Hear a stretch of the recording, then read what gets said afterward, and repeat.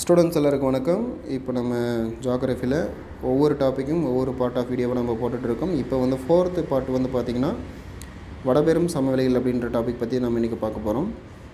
நம்ம ஏற்கனவே இதுக்கு ரிலேட்டடாக நிறைய வீடியோஸ் போட்டிருப்போம்.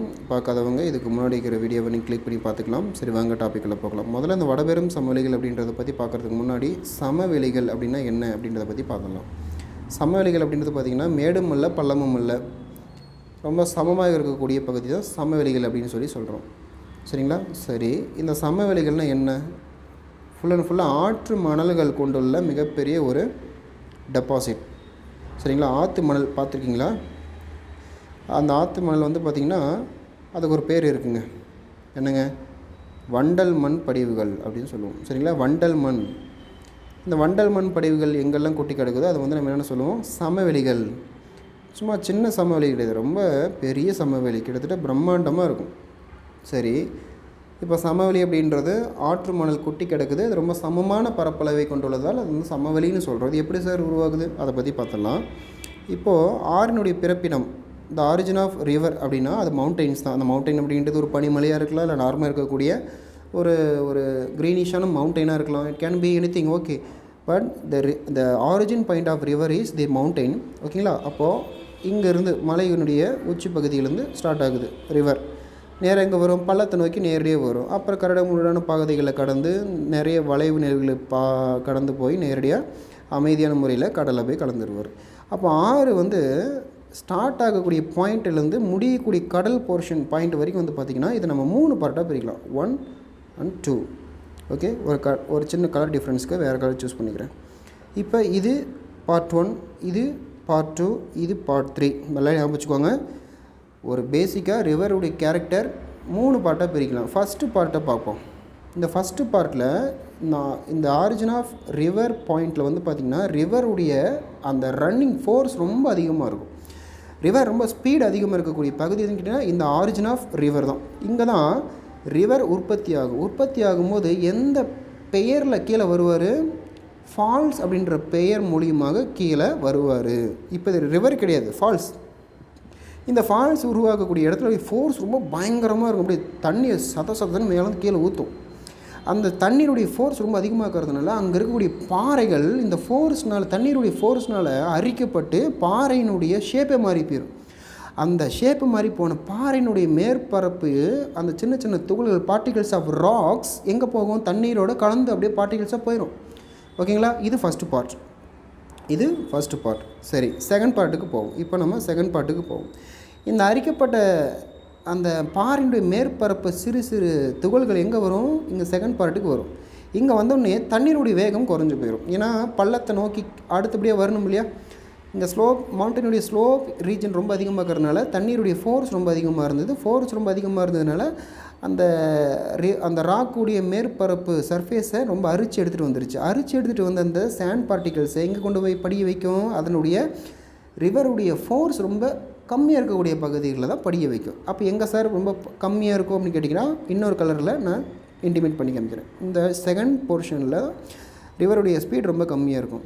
அந்த மாதிரி இருக்கக்கூடிய பகுதிகளில் அந்த தண்ணீரோடு ஓடி வந்த பார்ட்டிகல்ஸ் எல்லாமே கீழே டெபாசிட் ஆகிரும். சரிங்களா? இதுக்கு பேர் தான் டெபாசிஷன் அப்படின்னு சொல்லி படிச்சிருப்போம். சரிங்களா? தண்ணி ரொம்ப அமைதியாக மெதுவாக ஓடிச்சுன்னா அந்த தண்ணீரோடு கலந்து வந்தக்கூடிய கலப்படம், சாண்ட் பார்ட்டிகல்ஸ், டஸ்ட் பார்ட்டிகல்ஸ், இந்த கூழங்கற்கள், கிளிஞ்சல்கள், சின்ன சின்ன கற்கள், இதெல்லாம் என்னவாயிருங்க அப்படி அப்படியே மெதுவாக டெபாசிட் ஆகும். ஸோ இது 2வது போர்ஷன். சரி, அடுத்து 3வது போர்ஷன் பற்றி பார்க்கலாங்களா? இதை நான் வேறு கலரில் சொல்கிறேன். சரிங்களா? ஓகே, ப்ரௌன் கலரில் சொல்கிறேன். இது 3வது இடம். இங்கே வந்து பார்த்திங்கன்னா ரிவர் சுத்தமாக ரொம்ப டெத்து ஸ்லோவாயிரும். அப்போ மெதுவாக போக முடியாமல் தவிக்கக்கூடிய இந்த பகுதியில் என்னவாயிரும்? தண்ணீர் பிரிஞ்சு கிளையாக போயிடும். இதுக்கு பேர் தான் பிரான்ச்சஸ் அப்படின்னு சொல்லுவோம். பிரான்ச்சஸ். சரிங்களா? பிரான்ச்சஸ் பிரிஞ்சு போயிடும். இது சப் பிரான்ச்சஸ். பிரிஞ்சு போகக்கூடிய இந்த பகுதியில் வந்து பார்த்திங்கன்னா பார்க்கும்போது இந்த இடத்துல பாருங்கள், அங்கங்கே ட்ரையாங்கிள் ஷேப் தெரியுதா? இங்கே ட்ரையாங்கிள் ஷேப் தெரியுதா? இந்த ட்ரையாங்கிள் ஷேப்லாம் வந்து பார்த்திங்கன்னா டெல்டா அப்படின்னு சொல்லுவோம். Delta shape. ஓகே, இப்போ நான் என்ன சொல்ல வரேன்னா, இந்த ஃபஸ்ட்டு பார்ட்டில் ரிவருடைய ஃபோர்ஸ் அதிகமாக இருக்கும்.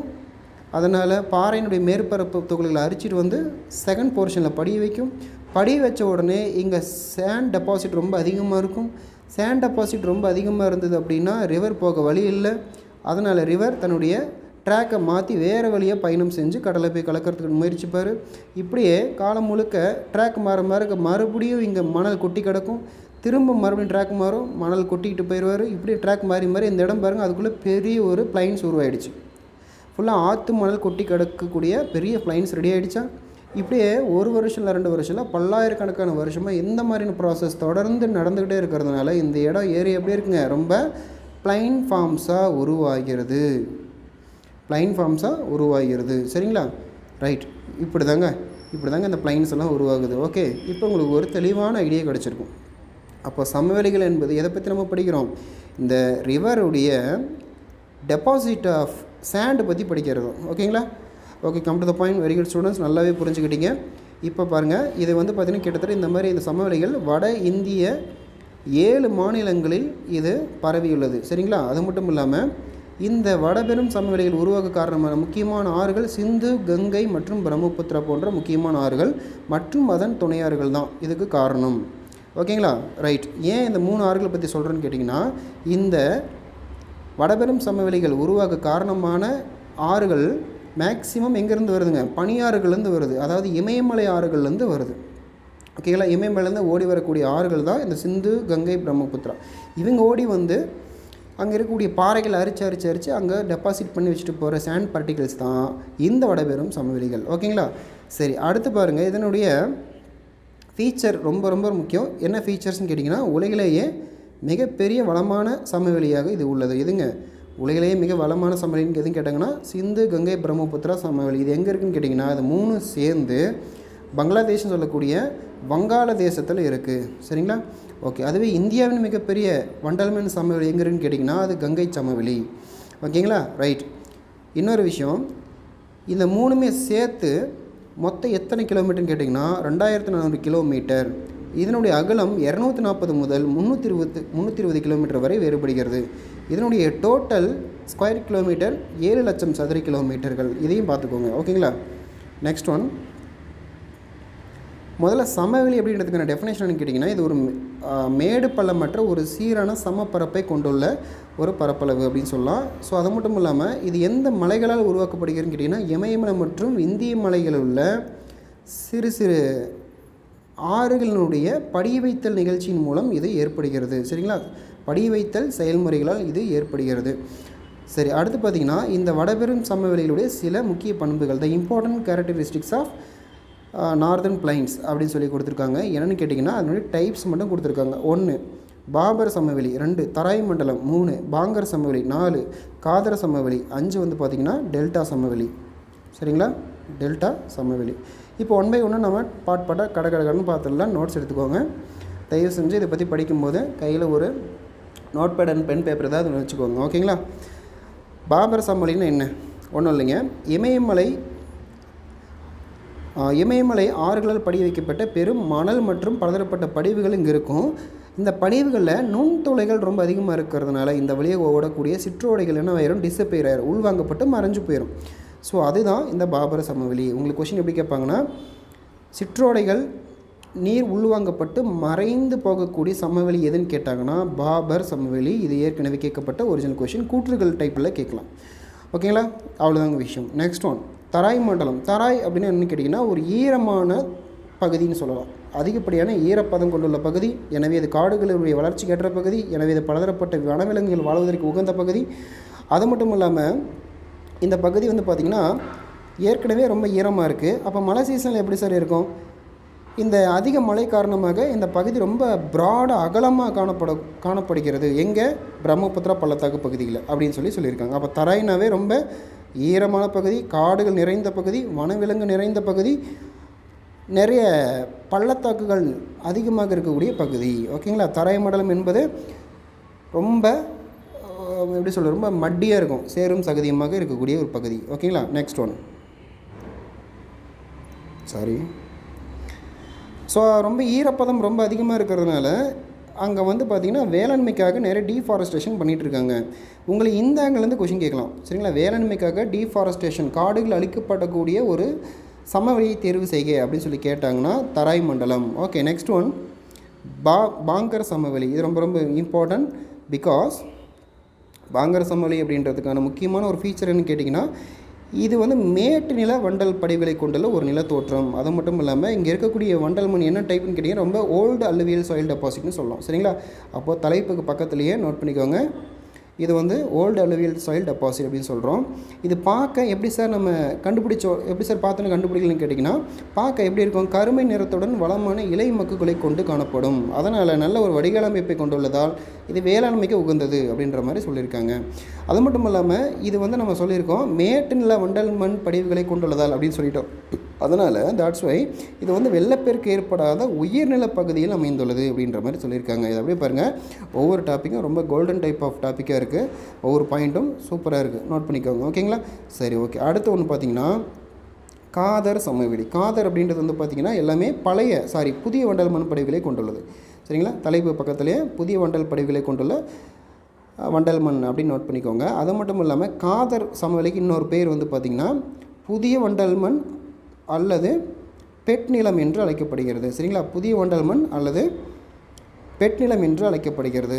இது பார்க்க எப்படி இருக்குன்னு கேட்டிங்கன்னா, காதர் மணல் அப்படின்றது களிமண், சேறு மற்றும் வண்டலை கொண்டுள்ள ஒரு வளமிக்க ஒரு பகுதி சமவெளி அப்படின்ற மாதிரி சொல்லியிருக்காங்க. Okay, next one. அடுத்தது டெல்டா சமவெளி. நான் முன்னாடியே சொல்லியிருப்பேன், டெல்டானா இந்த மாதிரி முக்கோண ஷேப்பில் உருவாகக்கூடிய மணல் பகுதி. ஓகேங்களா? ஏன் உருவாகுது? கடைசியாக ஆறுனுடைய 3வது கடைப்பகுதி இருக்கு இல்லையா, 3rd ஸ்டேஜ், அது போயிட்டு நேரடியாக ரொம்ப டெத்து ஸ்லோ ஆகிறதுனால கடலில் போய் இப்படியே பிரான்ச்சாக பிரிஞ்சு போய் கலக்கிறதுனால இந்த பகுதியில் பாருங்கள் ஒரு ஷேப் கிடைக்குதா, டெல்டா மாதிரி, அதுதான். சரிங்களா? ஓகே. இப்போது இந்த டெல்டா பகுதியில் வந்து பார்த்திங்கன்னா இந்த டெல்டா சமவெளின்றது கங்கை ஆற்றினுடைய கடைப்பகுதியில் காணப்படக்கூடிய ஒரு முக்கியமான நிலத்தோற்றம். சரிங்களா? கங்கை ஆற்றின் கடைப்பகுதியாக கிட்டத்தட்ட ஒரு 1.9 லட்சம் சதுர கிலோமீட்டர் பரப்பளவை கொண்டுள்ளதுன்னு சொல்லியிருக்காங்க. இது வந்து ஸ்கொயர் கிலோமீட்டரோட சொல்லியிருக்காங்க அப்படின்னா சம்திங் கேட்க வாய்ப்பு இருக்குது. ஓகேங்களா? Okay, next one. இங்கே ஏன் உருவாகுதுன்னா ஆற்றினுடைய வேகம் குறைவாக இருப்பதால் இந்த படிவுகள் படிவைக்கப்படுறன. இந்த ஷேப்பில், டெல்டா ஷேப்பில். நாட் ஓன்லி இங்கே இருக்கக்கூடிய வண்டல் மண் படிவுகள் எப்படி இருக்கும்? சதுப்பு நிலங்களை கொண்ட ஒரு பகுதியாக உள்ளது. அது மட்டும் இல்லாமல் இங்கே சார்ஸ் மற்றும் பில்ஸ் அப்படின்னு சொல்லி 2 டைப்ஸாக பிரிக்கலாம். சரிங்களா? அப்போது சார்ஸ்னால் என்னங்க? வண்டல் சமவெளியில் உயர்நிலப்பகுதி, அது நம்ம சார்ஸ் அப்படின்னோம். வண்டல் பகுதியின் சதுப்பு நிலப்பகுதியை பில்ஸ் அப்படின்னு சொல்லி பிரிக்கிறோம். சரிங்களா? அப்போ வண்டல் பகுதியில் எப்படி இருக்கும்? கொஞ்சம் உயரமான பகுதியும் இருக்கும், சதுப்பு நிலப்பகுதியும் இருக்கும். உயர்நிலப்பகுதின்றது வெள்ளப்பெருக்கு ஏற்படாத உயரமான பகுதி. சதுப்பு நிலப்பகுதி அப்படின்றது எப்பவுமே சேரும் சகதியுமாக இருக்கக்கூடிய ஒரு மட்டி சேண்டுன்னு சொல்லலாம். சரிங்களா? ஒரு மட்டி சேண்டு, சேர் ரொம்ப அதிகமாக இருக்கும். இந்த விவசாயத்திற்காக மண் பதப்படுத்தப்படுவாங்க இல்லையா, அதுதான் இது, அந்த மாதிரி இருக்கும். சரிங்களா? ஓகே, அவ்வளோதாங்க விஷயம். ஸோ சமவெளிகள் பொறுத்த வரைக்கும் உங்களுக்கு இவ்வளோதாங்க கொஷின். இங்கேருந்து இப்படி தான் கேட்பாங்க. இது ஏற்கனவே கேட்கப்பட்ட கொஷின் எப்படின்னு பார்த்தீங்கன்னா ப்ரீவியஸ் இயர் கொஷின் எந்த மாதிரி கேட்டிருக்காங்கன்றதை பற்றி பார்த்துடலாம். வடபெரும் சமவெளிகளில் வந்து பார்த்திங்கன்னா கொஷின் எப்படி கேட்டிருக்காங்கன்னா சிந்து, கங்கை, பிரம்மபுத்திரா இது 3மே உலகின் மிகப்பெரிய சமவெளி. இது எங்கே இருக்குன்னு கேட்டிங்கன்னா வங்காளதேசம். இந்தியாவின் மிகப்பெரிய சமவெளி அப்படின்னு கேட்டாங்கன்னா அது கங்கை சமவெளி. சரிங்களா? கங்கை சமவெளி. இது எங்கே இருக்குன்னு கேட்டிங்கன்னா மேற்கு வங்காளத்தில் இருக்குது. ஓகேங்களா? கங்கையும் பிரம்மபுத்திராவும் இணைந்து ஏற்படுத்தக்கூடிய மிகப்பெரிய சமவெளி எதுன்னு கேட்டிங்கன்னா என்ன சொல்கிறது, இந்த சம்திங் லைக் சொல்லுவாங்களே, டக்கு ஞாபகம் மாட்டேங்குது, சுந்தரவன காடுகள்னு சொல்லுவாங்க. எஸ், சுந்தரவன காடுகள், சுந்தரபான்ஸ் ஃபாரஸ்ட்னு சொல்லுவாங்க. ஆக்சுவலாக சிந்துன்றது ஒரு எக்ஸாம்பிள் சொல்லியிருக்காங்க. ஆக்சுவலாக சிந்துன்றது மேற்கு நோக்கி பாயக்கூடிய ஒரு முக்கியமான நதி. ஆக்சுவலாக இது சிந்துன்றது பாகிஸ்தானுடைய தேசிய நதி. அதனால் இந்த வங்காளதேசத்தில் ஏற்படக்கூடிய மிகப்பெரிய சமவெளிக்கு இது முக்கியமான காரணம்னு சொல்லிட முடியாது. ஜஸ்ட் ஒரு எக்ஸாம்பிள் சொல்லியிருக்காங்க. ஆனால் நமக்கு தேவை கங்கை பிரம்மபுத்திரா சமவெளின்றது தான் ரொம்ப ரொம்ப முக்கியம். ஓகேங்களா? ரைட். அதனுடைய நீளம், அதனுடைய மொத்த சதுர கிலோமீட்டர்கள், இது மொத்தம் எத்தனை ஸ்டேட் வழியாக கடந்து செல்கிறது, இந்த மாதிரி கொஷின் பார்த்துக்கோங்க.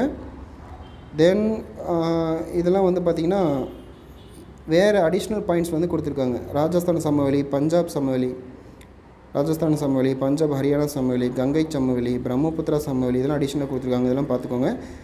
இதெல்லாம் ரொம்ப முக்கியம்னு சொல்லிட முடியாது. ஆனால் ஜஸ்ட் போகிற போக்கில் அப்படியே கேட்டுட்டு போயிட்டே இருப்பாங்க. அதனால் ரொம்ப ரொம்ப முக்கியம். சரிங்களா? சரி, ஓகே. இதை முடிச்சுட்டு நம்ம அடுத்த டாபிக் எதை பற்றி பார்க்க போகிறோம்னு பார்த்திங்கன்னா தீபகற்ப பீடபூமிகள். ஓகேங்களா?